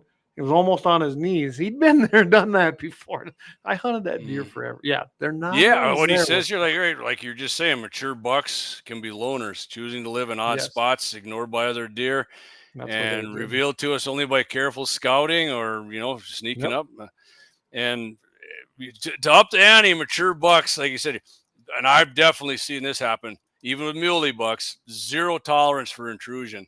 Not all mature muley bucks do it, but definitely I've seen them where and they see you and they don't. I never see them again because they're like, oh, screw this, man. Exactly. I'm going somewhere else, or I got a different hiding spot, or I'm only coming out at night. But yeah, I never did see him again. So, and he's screwing up and bumping a mature buck is a recipe for disaster. Right, long-term right. Like I just said, you bump them and they'll never come back. Some will. Most of them probably not, right? Yeah. And this has happened too. If you see one and you're like, man, I don't know how I'm going to sneak up on them or stalk them. I'm going to try it. You just wing it. You scare them out and you never see the son of a bitch again because you thought you were going to do it. Not happening. Not happening. And number 5, Clayton, this one annoys me more than anything out of any album, right? You need to fill your tag. And the top one he's got right here. If you want giant deer, you have to be willing to eat. I'm saying even regular freaking deer. You have to be willing to eat tag soup. In other words, gotta have meat for the pot. We're not in the dirty 30s. Pig meat, beef, both taste better than deer. You don't need your fucking deer to make sausage. If it's a dink, let them freaking walk. You don't need the goddamn meat. If you need the meat that bad, get a fucking doe tag. Go ahead. I'll be right back. Yeah. I mean, I don't, and this is often, he says, this is often accompanied by a mindset that requires a hunter to tag a buck, any buck, right? I got a buck tag. I got to tag a freaking buck. And there's been a couple of times I almost didn't, but I did. I don't want to not tag a buck, but I'll freaking do it. If there's a bunch of dinks or young bucks with great potential, I'm not going to shoot one of them. That's, he says here, that's the absolute kiss of death if you ever want to tag a mature buck. And he said, so how do you know, right, if it's one you want to shoot? And then I'll go through a couple he's got here. What do you do too? He says, if the challenge is up when a buck is not a dink, but you look at him and you're like, that's why I left. So I went out shed hunting, right? Yeah. And this is what's been running on my play. I suppose most people will blast that muley buck, Clay. I guarantee you. And I mean, he's got a lot of potential, right? He's a 4x4. He's got actually, it's coming, right? And I knew he's here. You know how many people tried to kill this deer all year last year? And I was like, no, you can't shoot that one. No, you can't shoot that one. You're right. A lot of people would have killed this deer. Oh, 100%. If I was on unposted land or public, that thing's dead. I mean, and he stayed on my place most of the year, and I knew he was there. I mean, this is going to be – I can't wait to see him till next year. They were nice sheds, actually. They were really nice sheds. And now I know I had an idea. I knew where he was hanging as what would be a home base. Now I've got the confirmation. So – I mean, it's going to he's probably going to be between 170 and 180 this year. Well, I'm hoping that, you look at these. I want to see mass start growing in here. He's got a good start.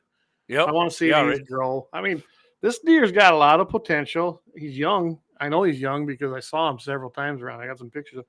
He doesn't really have nothing here. And some of them big mule deers will get just a little bitty eyebrow type thing there. But yeah. Yep. I'm looking forward to seeing him here. And Eric says you can shoot bigger bucks if you drink whiskey and not corn. So I've shot them drinking both. that's why I left. It's like, oh, I got to go get them and show them because I knew. Yeah, that's great, man. That's a great example right there. I like that. That was a great idea. And I found some forks. I found that 2x. Well, there's a 3x3 and a 2x2 and a 2x3 that they're big. And I found some of their sheds. And unfortunately, them deer need to be eliminated because they're never going to be any more than what they are. But, yeah. Oh, I mean, if I see I'm not going to do it opening weekend, but if it's last weekend and there's a big heavy 2x2 or 3x2, I love to shoot something like that. I'm on board with Scott with that. Oh yeah, absolutely. So Clay, what's the best way when you see one? And I agree with this 100%. The best way to combat shooting the dink here is to wait for that holy shit buck. Like you see it and you're like, holy shit, right away, right?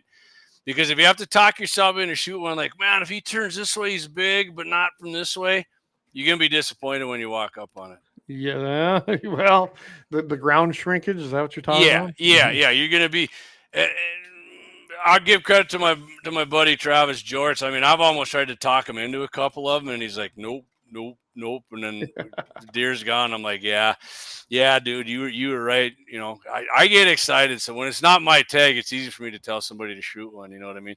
Well, yeah. I mean, and I can tell you, even something like this. I mean, I don't think that's huge. Okay. No, it's not huge. It's not huge. But you get a guy that comes from an area where he don't see anything. Big bucks is relative. To what I think is a big buck. Isn't right. Or what units you're from, right? Some units are hunted the piss out of them, and that is a big buck because everything with antlers gets freaking laid out right away. Right, and then you've got the guys that everything that's said. Time. What's your time frame? Do you just want to fill your tag? No, I don't want to fill. Me, I don't. I won't. If I don't see, if I'm going to fill my tag, luckily I get a gratis and a deer tag, which we'll talk about that some other show. This is what I think's happening with the antelope one, but. I'll take a doe if I just want some meat. And I still think that's the way we need to start managing that in North Dakota, which they don't. To this day, I can't get my mind. If you like deer meat so much, I just, you shot a bunch of bucks already. I just don't get how if you don't shoot a big, heavy, mature buck, how you can even get excited about seeing a buck that's not big, heavy, mature. Right. I understand if you like deer meat, but yeah, I don't know. I Corey, can't get my good mind to have around you. that. He was doing CPR class. Hey, I just got recertified here this winter, so yeah, good job. Yeah. So, anyways, Clayton, we got over that. The fill your tag, the fill it. I guess everybody's situation's different. I know, like Ryan do, but Eric and his brother, they eat a lot of wild game, and that's fine. That's great. Yeah. He needs a lot of meat, and he's got a lot of mouths to feed. But think back. I mean, when I first shot a deer, like I said, that's why I say that if you're a first-time hunter, first year, second year buck tag, or you're an old, I remember how excited. Even when I shot a freaking dink, man, I thought it was freaking great, right? A lot of people did. Yeah, and I like that, and I like the idea of meat. But I mean, if you're in between that, I don't know how you can still do that and be like, yeah, this is great, man. Look at this little. I mean, they're like pinky, beautiful 4x4 whitetail muley, whatever you want, but they're the size of your freaking pinky, man. I think it's been. I got to look, but I think I got 3 years of tags sitting there that I have not filled my tag because I'm looking. And this year I found, you talk about them bucks that got bumped. Well, that one definitely got bumped onto my place, and then I bumped him. I hunted him for the rest of the season. Well, guess what? I didn't fill my tag. Make him feel at home. 18 wheels. He says, I'm a big fan of antler restrictions. I grew up in upstate New York, and when they went to the 3-point on one side rules, you could see a difference in the first 2 years. 100% you can. I agree with that. You might get some, I'm trying to go think. Ahead, I think Standing Rock went to a 4-point now, and anything 4-point and less. I got to look, but they did start getting a bunch of 3x3s then, right? And they were big, but then they just do a year shooting 3x3s then. So, and you got to be careful with that. Like I was just talking about. I mean, I've got 2x2s that are bigger than this here, and they need to be eliminated. Yeah, and that's what I mean. Right. So right. that's where the point restriction thing. Maybe if you do it on the public land, because every Tom, Dick, and Harry shoots the first thing. But if you cut it loose like every 4 years and said, okay, now you can. And get out there and take out those bad genes. But then you got 4 years of bad genes. You can't. That's a big pain in the ass, JD. No, it's not. It's not. And like I said, this is a nice 4x4, and he'll grow up. But I honestly, I had a 2x3 and a 3x3 both that they have eluded me, right? Yep. They're smart. They're big. Those are big, mature bucks with just a 3-point. And they're cool. Honestly, I'd like to.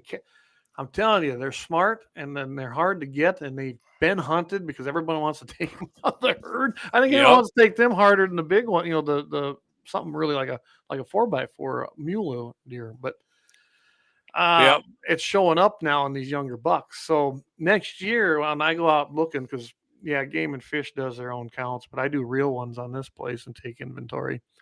I may turn it loose I might get out there and say, hey, all right, everybody, the people that know me especially, apply for 3F2 and come and take these deer out, because we need to get rid of some of these. Otherwise, we're going to continue the bad genes. If you got an antelope tag, keep driving. Keep driving. Yeah. Keep driving. Clay, you want to do one more ad here and then come back? Yep, and let's what do you one got more for ad, us? and then I think we'll just tell you what, I'm going to save the rest of. I'll tell you, I might hit on 1588 briefly. Do that. It's pretty easy, and then we'll go to Happy Chronicle and. I saw like Cam Edwards or somebody change their shit. Now they're talking Happy Ending Chronicles. Oh, really, dude? Hey, Cam, if you're listening, appreciate I know Cam. And, I got to know him while I was at the NRA. So, God damn it, Cam. I had to give him some shit about that. Love it. So, all right. Here we go. We'll do our last advertisement and come back and we'll wrap this baby up. Yes, sir.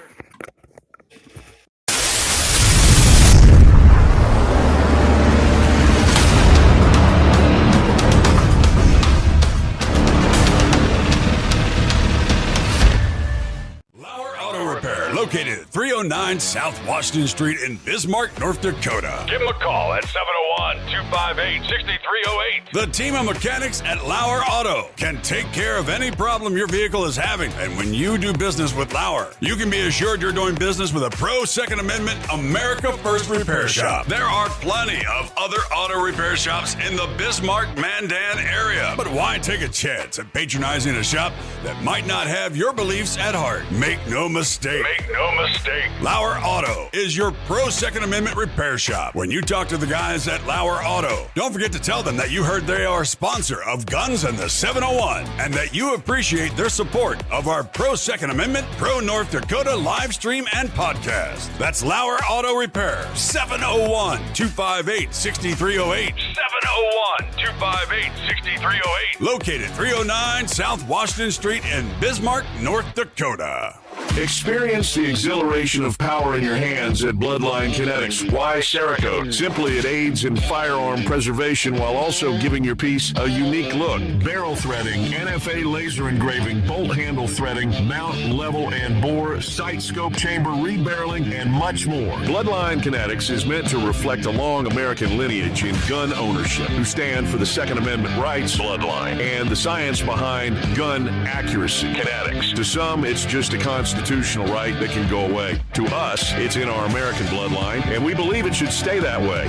Here at Bloodline Kinetics, we understand that hunters, sportsmen, women, and gun owners should have a quality firearm. Stop and see us at 2008 Morrison Avenue 2 in Bismarck, North Dakota, 58504, Monday through Friday, 8 a.m. to 5 p.m. Call 701-390-7997. Visit our website, bloodlinekinetics.com.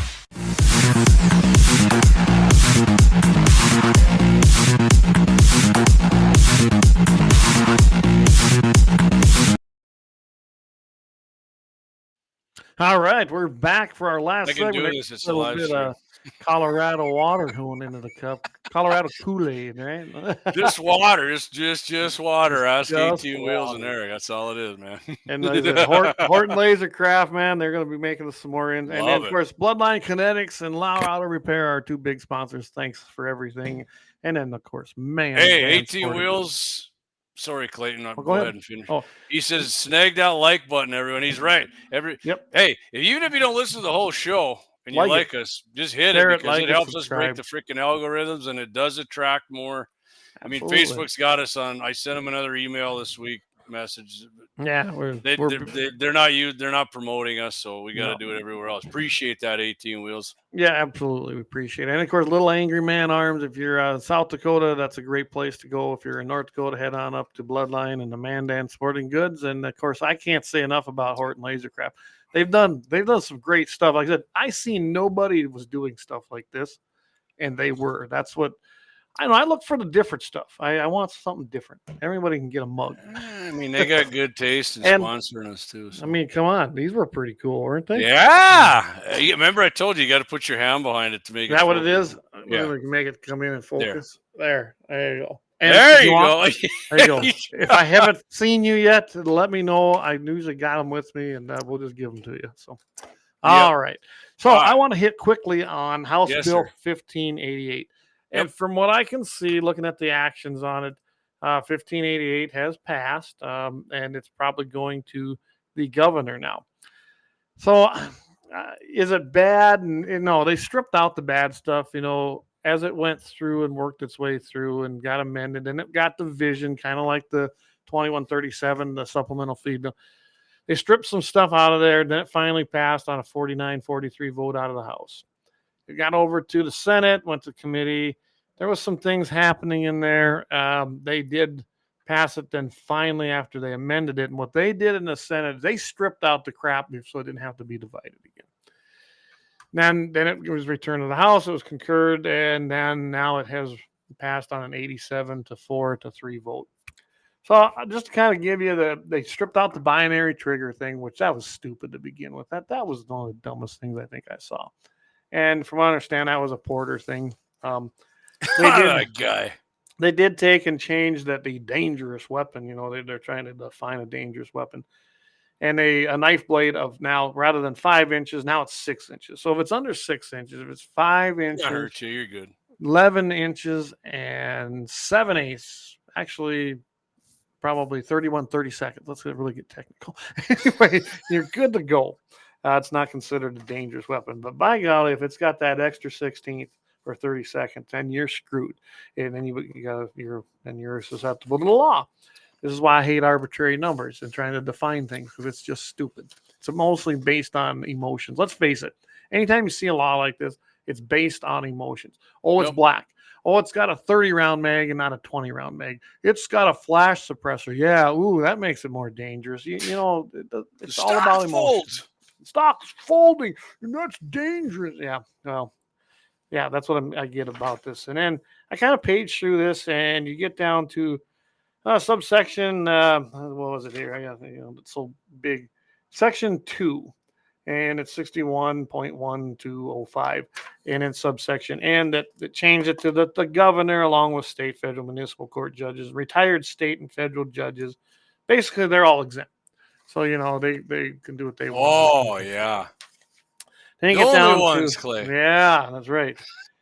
And then I do like this part where it says that the section here does not prevent any political subdivision or state board of higher education enacting an ordinance or policy less restrictive than that already that the state has.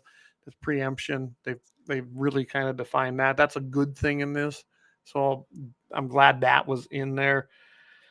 And then this is one I don't get, and this always pisses me off in North Dakota about public gatherings. Guys, look south to South Dakota, okay, and do what they do. Be like South Dakota when it comes to gun laws and Second Amendment rights. Mm-hmm. You should be making less restrictions, not more. We're trying to redefine them. But here's what they did. Rather than just removing it, no. An individual who knowingly violates this section, and we're talking about the public gatherings, is guilty of a non-criminal offense punishable by a fee of $100. So really, it's not going on your record as a felony anymore if you violate it, at a certain public gathering, which is the most ludicrous thing I've heard. How about eliminate altogether, especially private gatherings, like you and I, and say we get together and we're holding an event. Why is that even a government concern? That's private. Leave it alone. But, so how does that pertain? How would that pertain to like Mandan Sporting Goods and Brandon doing that in a lot? I don't know. I mean, they got a lot of definitions here, and I think you're fine on that because it's on, especially being on private property, but not necessarily. I mean, when you read through 62.1.0403-.1, whatever that is. Anyway, it does start talking about it's kind of like when we used to do our NRA events. And at first they told me I couldn't have people carrying in there, and I told them go get fucked. And that is the word I used because it pissed me off. I said, no, we rent these facilities. So therefore, during the duration of that rental period, it's a private event the public's invited to. And we set the rules in that particular four-walled room, not you. Because I actually got visited by the Attorney General's office under that son of a bitch Stenjum. And then I basically told him to go pound sand. I really did. And this is the stuff you don't see coming, in the background. These things that are happening with our supposedly such a conservative GOP majority. We do not really have that in the state. I don't know if it's ever been considered conservative, but I've never considered it conservative, but a lot of people do. So before I forget, Clay, we were talking about them knives here. Dead Wolf says it's supposed to be dangerous. Still talking about knives. Yes, That's exactly. Right. It's supposed exactly. To be. It's supposed to be. Exactly right, Dead Wolf. It's supposed to be. It's not supposed to be. I got one. I got two. One for each of you. Anyway, I got two blades, one for each of you. That's right. So it's a non-criminal offense now. So rather than just removing that, oh no, it's a non-criminal offense. Anyway. And then a fee of $100. So for a $100 extortion fee, it's non-criminal and you can do it. Anyway, that's what I look at it. Yeah, then you're good. Then you go to Section 3, and this has more to do with the changes in that Century Code for instructors. The guys that give you the instruction for your concealed carry permits. Applicant has successfully completed the testing procedure conducted by a certified test administrator. They now can assess up to a charge of $100. It was set at $50. Why not leave it alone and say, we're not going to, as the North Dakota State Legislature, regulate the free capitalistic market. And if you want to be a guy who administers the test for concealed carry, you charge what you want. And make it a truly competitive capitalistic market. Well, this guy might be charging $100, but guess what? Guess I'm going to go get certified, and I'm only going to charge you $50. Who's going to have a bigger class? And then you might say, well, piss on you. I want a really, really low ball and come on. I'm only going to charge $5. Mm-hmm. Why not do that? Why set this even a cap? It just stay out of it. It is not a function of government. That's the stuff that really torques me off. And then you got this is the big one. This has to do with cops seeming to think that they know. I might make Dan mad, but I really don't believe a cop has any right to know if I'm carrying it. It's none of your fucking business. None of you. If I'm carrying or not. Here, an individual carrying a concealed firearm or dangerous weapon for which a license is required shall have the individual, they change the name, person's a license issued in his state or another state or a digital image of this individual concealed firearm or dangerous weapon license issued by the state, blah, blah, blah, blah. They clean that up. And then it says, and they must, if a law enforcement officer asks for it upon inspection upon a request, the failure to do so will then be prima facie evidence. Really? So because I don't know what that means. It's guilt without guilt. In my case, it's to me, it's no more than the red flag law. If I tell an officer to go get bent because it's none of their business, because he comes up to me and asks, "Now, do you have a concealed weapon and a concealed weapons license?" And I say, "None of your business." Now I'm guilty. You'll love this. The individual is illegally and guilty of illegally carrying a firearm or dangerous weapon concealed. So because I didn't want to tell them that I'm carrying as my Second Amendment right to do so, you right away are admitting that you are guilty. It's kind of like when you don't take the DUI breathalyzer, which they're not all that accurate, honestly. Blood test is the way they convict you. But if I refuse that, what do? Take your license away, right? They say you're guilty. No, I'm not. I didn't admit no guilt, but see, this is the problem with government. Anyway, so that's in there. I still don't like that, but it's in there. they did remove it so that if you are in a basic traffic stop and then they ask you, you don't have to do that anymore. They can't just come and do that on a basic. So, and then again, if you don't do it, an individual in that section is guilty of a non-criminal. Why not just eliminate non-criminal offense punishable by $20? Really? So I'm not guilty, but yet I am guilty and I got to pay $20, but it's not a criminal offense and don't go on your record. What's the point?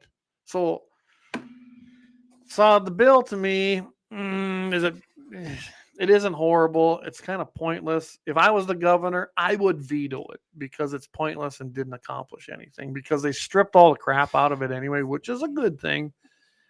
So just throw it in the garbage. And I know NRA's all, here's their article about it. They tout this as, they enhances your right to carry and for self-defense, removes the obligation of reporting to law enforcement upon contact, kind of, as I just went over, and reduces the penalty for carrying at a public gathering as an infraction to a non-criminal offense. The additional part here is what I'm liking on it. What's that? Additionally, the bill authorizes the State Board of Higher Ed the ability to allow guns on school property and in buildings. That's as well a good as part of it. Yep. But I mean, it's good and bad, Clay, because they're not going to. No, and that's just it. It authorizes. It's just like South Dakota and North Dakota both have laws on the books that allow school districts or local school boards to allow people to be able to carry in a school, but most of them haven't. So yeah, I do like that part. Yeah. Well, so Dan says, I don't think you should be required to tell the cops you have a firearm. Bad guys will lie. It doesn't matter if you're a good guy. So see, we're on agreement on that. I always say, like, what's the difference if they tell you? Because if they're going to use it on you, they're not going to tell you either way. They're going to pull it out and use it on you. It's just right. That doesn't. We went through this in South Dakota, and I actually testified down there on that bill. And right away, I got asked by, I don't even remember who the senator was at that time. Well, you don't think you should inform a law enforcement officer if you're carrying? I said, no, I don't, because I said I wouldn't inform you. And by the way, I said, I'm a law-abiding citizen with absolutely nothing on my record, but a criminal, by the nature of being identified as a criminal, they don't care. They're not going to, hell, they probably don't even have a license as far as a driver's license, but they're just going to go ahead and pull the gun and kill you. So, yeah, I mean, it makes no point because it's just another infringement on law-abiding citizens. And let's face it, and back in them days, you had to have a concealed carry permit. And in South Dakota, that was pertinent information on their computers. Remember, they started putting the computers in the cars. They could pull up at first so they ran my plate. Clayton Peterson comes up. They already knew I had a concealed carry permit. Right. And then it was usually the first question when I got pulled over for a speeding infraction. Mr. Peterson, are you carrying? Didn't ask for my insurance. Didn't ask for my driver's license. Didn't ask for nothing. They were wondering if I had a weapon on my person. And at that time, I had to. Hey, I'm here illegally. Who gives a shit? You got a gun on you or not? And I mean, finally, we got that so that you didn't have to do that. But back at that point, you had to. You look like an illegal Norwegian. I must have. I'm just a shady looking guy. I mean, you would have thought that the first thing would have been the driver's license, registration, insurance, right? So Dead Wolf says, so where are we on constitutional carry? Did we lose that? No, we still have permitless carry in North Dakota. We still do in North Dakota. And that's what that one section I was reading, that's what that was about.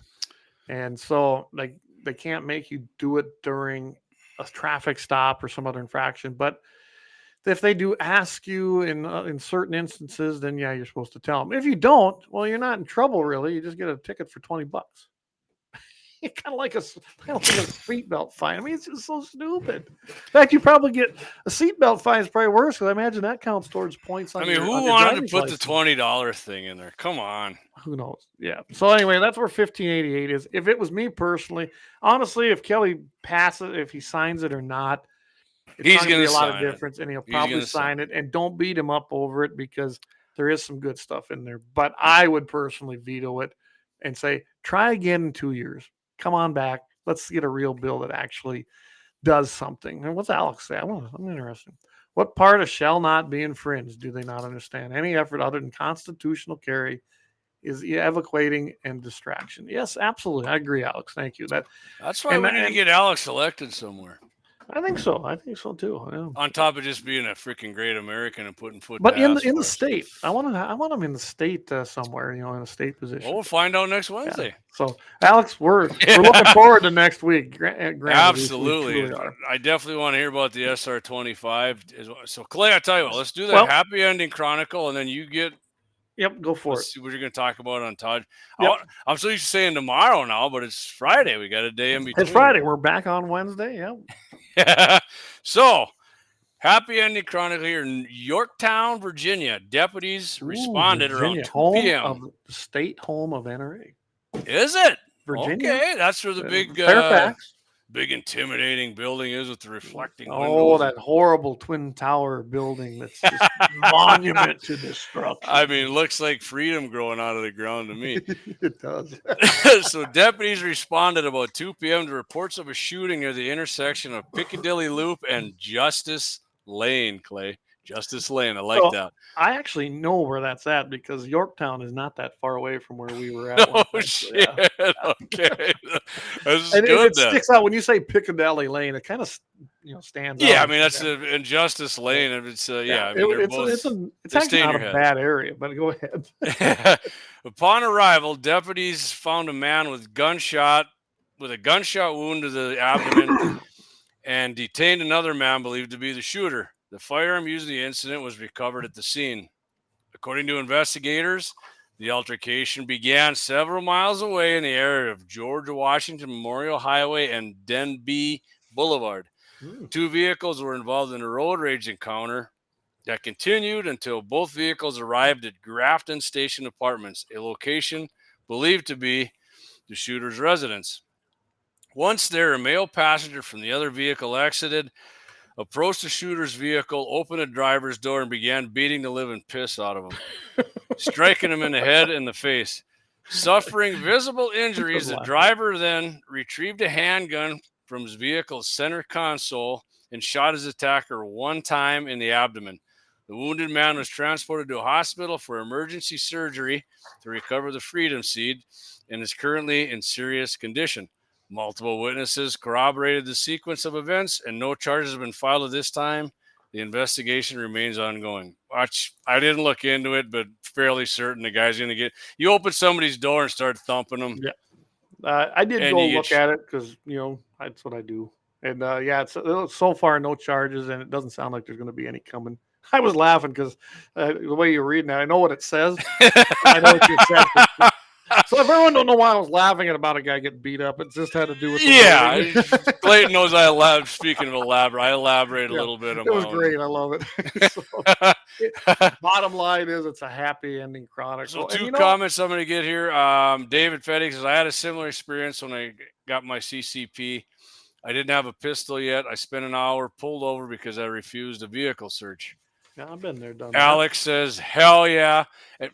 If you don't know Alex, maybe we'll let him talk a little. He's general badass for you guys. Like, I'm not kidding you when I say the guy's cool. You met the guy, super calm, well-spoken, doesn't lose his shit like I do when I start talking about politics. He remains calm.